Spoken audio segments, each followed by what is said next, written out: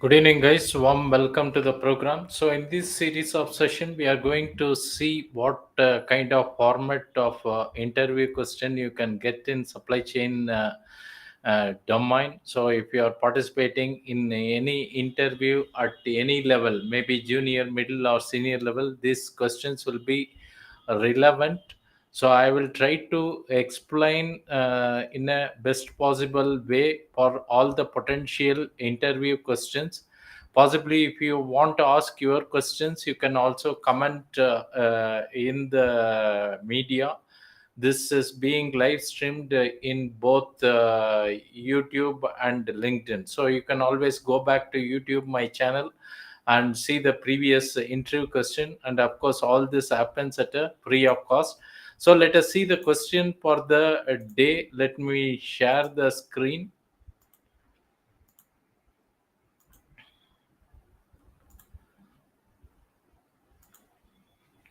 So today question number is one or two. The This is most famous question, especially when you are in supply chain, irrespective of what level you are. You may be at the entry level, or maybe at a senior level. This question is very important because the primary task of supply chain executive is to make available the material either at your manufacturing plant to ensure continuous supply to the customer, or to ensure availability of finished goods at the customer place. So there is a question, what you should do when a critical part is not available in a warehouse. Maybe the sales guy have committed the dispatch for a particular day, and it is this particular part is very critical for the customer, for their final supply to their end customer. This happens many of the time, though you have a proper planning, finally the something goes wrong somewhere. Still you have to manage the show. uh, and we should see that how we can minimize. We cannot eliminate the possibility of such instance when you are working in a complex environment, handling thousands of customer order, and maybe 1 lakh or so SKUs. This is expected, but you have to see how you can minimize that. The more you are trying to make non-availability, then it's very difficult to sustain in your job. So we can look this in two ways. Number one, we can look at a short term, what immediately can be done. You can maybe you have to fall at the feet of supplier, that you cannot say to your superior, but we decently call that as a expediting process. Maybe you have to call or visit the vendor, find out what is happening. Maybe you have to pay him extra for arranging a separate vehicle, or if it is an import item, maybe air freighting. All this accept possibility has to be explored. And many organizations have this function, which is mostly non-value added, because if there is a compliance from vendor and you have internal process at a better place, you should be in a position to make the material available, but it cannot always happen. So expediting comes into picture, or you may can take help from the design, whether any equivalent model is available, possibly higher one or lower one. If it is a higher one, maybe you have to accommodate the price variation. Lower one, possibly you have to give the discount. That is one possibility. Other way, purchase guys will be having a database of the vendors who can supply a alternate or almost equivalent part. This could be a short term immediate solution, but there are also long term. Finally, it looks like a firefighting. When you are in this mode, you are trying to solve only the problem at that stage. Maybe that's not going to solve your problem. So you have to find the long term solution for such instances. The idea is you have to make a root cause analysis on why a part is not available. Is it the same part? Is it the same vendor? Is it happening only in a particular part of a time? maybe a weekday or weekend or month beginning or month end. Is it our problem? We have not placed the order well in advance, or supplier is skipping the delivery schedule?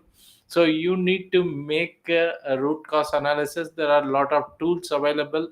One of the popular tool is called fishbone diagram, where you can find out the reason. 5 M's, okay, men, machine, methods, like that it goes. So you have to necessarily make, if you want to avoid long term problem there, then the reasons could be multiple reason could be there. Maybe inventory inaccuracy. All the planning is done, supplier has supplied, but when you are supposed to dispatch, when and you go to the location in the warehouse, the item is missing, it's not available. Maybe there is a problem with system stock versus physical stock.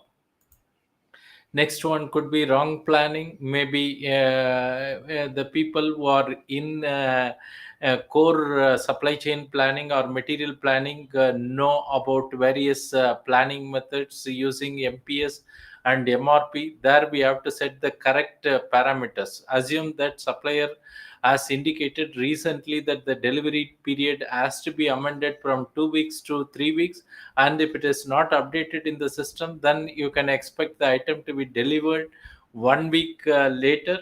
So the planning guy should always have a eye on such kind of planning parameters. The next one could be vendor delay. Possibly everything you have supplied, ordered in time, and vendor also agreed, but on the last moment he has not kept up his word. But we were not monitored and not taken seriously. That could be a reason. Damage also, well, the system stock should be damage free. When you say 100 pots in this warehouse location should be fit for dispatch. There should not be any item which is damaged, which cannot be sent to the supplier. Possibly, some of the item, including perishable item, has a expiry date, and those things has to be periodically inspected and removed from the stock. Okay, we follow the methods like before and other thing. Or if you are using unskilled manpower, you may also experience this kind of issue, that wrong pot is available in the location. Maybe this pot is put in a similar different location, but it is too late to check such a thing at the last moment. This is where long term problem solution may be should be developed. Otherwise it's going to disturb. When you have the found the root cause and the list of parts or the vendor which is continuously creating problem, you have to find a solution. Maybe possible also you have not set the safety stock in a professional way, or you are dealing with the wrong supplier, or your inventory control or checking of inventory counting is not okay. So there might be so many reasons which has to be done, and my suggestion is you have to deal this on a long term basis instead of taking a short term view. So, if you have any such similar questions, you are always welcome to comment wherever you are watching, whether you are watching from LinkedIn or YouTube. You can comment so that I can answer your questions. Thanks for